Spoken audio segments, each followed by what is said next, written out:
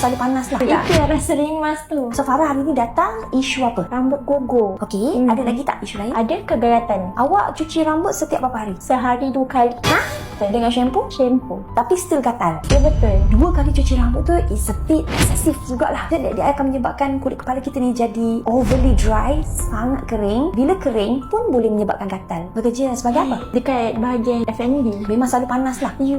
Itu yang rasa rimas tu. Kalau awak nak cuci juga setiap hari, try untuk guna shampoo yang lebih gentle. First kali I suspect possibly mungkin sebab dry, tapi apa-apa pun kita mesti kena scan dulu lah. Okay, ada sangkut-sangkut tak bila kita sikat Ya, rambut? pusat. Ada. Mesti pakai conditioner. And then kalau yang case yang teruk sikit, yang kering, yang agak serius, kena pakai hair mask. And then you sikat, you paksa tau sebenarnya. Itu salah satu punca rambut boleh gugur. So ni keadaan kulit kepala you sekarang, ada kemerahan sikit. Okay, merah ni maksudnya dia sensitif. Dia boleh sensitif disebabkan kekeringan. You satu hari you cuci 2 kali kan, you strip off semua minyak yang ada, and then you akan rasa gatal sebab dia tegang. Yang kita boleh buat untuk you, kita mesti kena balancekan balik dia punya pH untuk you punya kulit kepala. Sekarang ni dia dalam keadaan sensitif, so kita kena kurangkan sensitivity dia. Kita nak increasekan collagen dia, and then peredaran darah yang ada dekat kawasan kulit kepala pun kita nak lancarkan semula. So apa yang kita akan suggest hari ni, you kena buat scalp RF treatment. Okay, so hopefully you boleh relax, enjoy treatment ni. After that, kita akan scan semula, tunjuk dekat you result.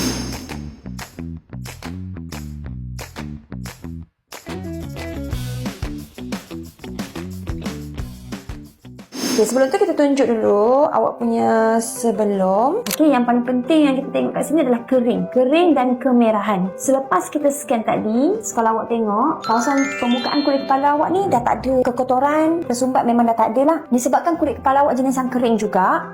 Okay, dan awak cakap tadi, awak ada masalah rambut gugur juga kan?